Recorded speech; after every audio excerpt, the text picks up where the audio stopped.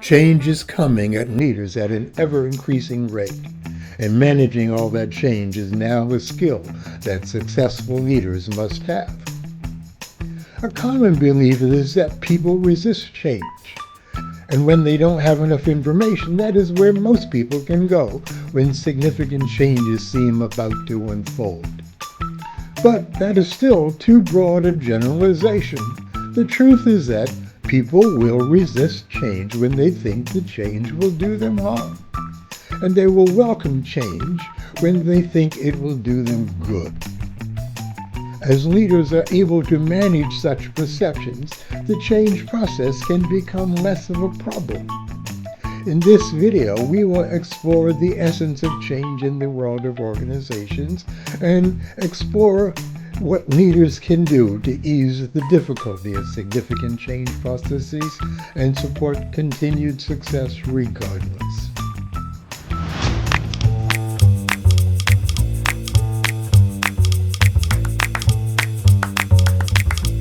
Hello, I'm Dr. Michael Broom. I've supported leaders and executives navigate change processes for over 45 years now. Welcome to my video. At its essence, significant change means that something is about to end and something different will begin. To get started, it's helpful to distinguish routine change versus significant change. Routine changes is actually the basis of the regular work of an organization. We're talking about the changes involved in turning leather into shoes, processing an insurance claim for rejection or payment, or providing consulting services that support an organization's success. All those changes are the routine work that an organization is naturally set up to do. On the other hand, significant change involves changing how an organization basically operates. Such changes always have direct and indirect impacts on an organization's human systems. And how those systems deal with the changes will have an enormous effect on whether the changes will succeed or fail. Executives typically intend such changes to dramatically improve an organization's performance.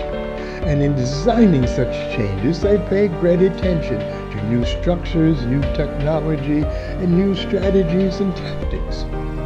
But unfortunately, those same leaders may not pay enough attention to the awfully deeply emotional impacts on the human systems that can make their changes much more problematic or much easier.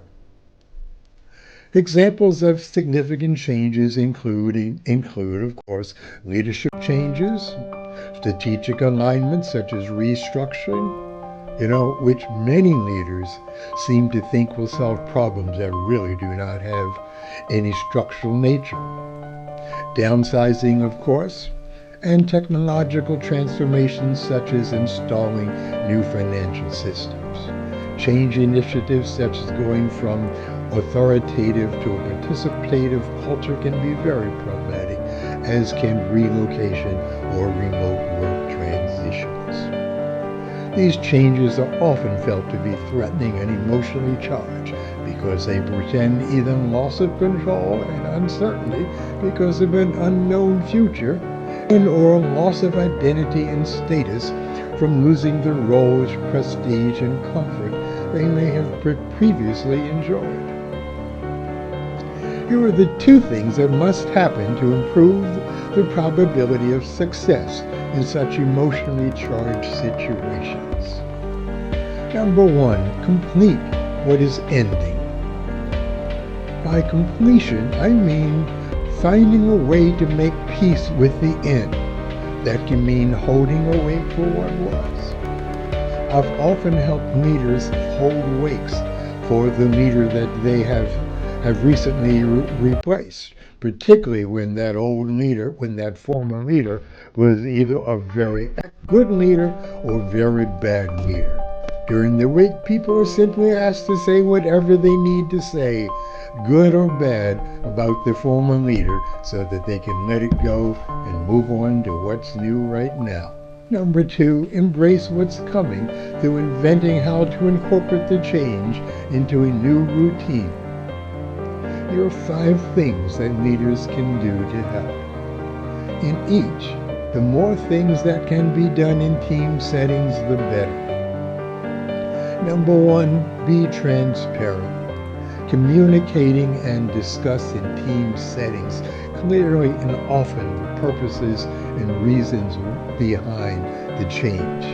Highlight the benefits and often the necessity. Regularly share updates even if the message is difficult or incomplete. Honesty is so important if trust is something you want to maintain.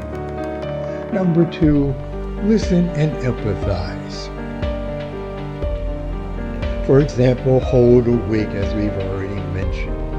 Create forums for dialogue, hold open meetings, and hold one-on-one sessions to discuss concerns as they are needed. Actively listen, demonstrate genuine empathy, and acknowledge people's feelings and anxiety. Validate that emotions are okay and normal to help everyone feel understood and supported. Those first 3 items can go a long way toward helping your people be complete with what is ending. The next 2 are about helping them embrace what is coming. Offer a general vision and direction for the future that includes the change. The more inspiring the vision, the better. If at all possible, support your team to clarify and specify the vision to increase their sense of buy-in. Have them figure out as much as possible how they will implement the vision and the change into a tactical plan that they will follow through with. Publicly acknowledge progress to help build momentum and confidence. 4, develop resilience and emotional support. Encourage self-care and wellness. Advocate and model the healthy habits for holding on and letting go. Include good stress management. Provide coaching and mentoring. Support those that need it with team attention, advice, and coaching. It is important to ensure psychological safety. Make sure people feel safe to express concerns, fears, and doubts openly without repercussions. Finally, be a solid role model. Show your openness and willingness to adapt yourself. Set a positive example. Be present, approachable, and available, creating confidence through your steady leadership.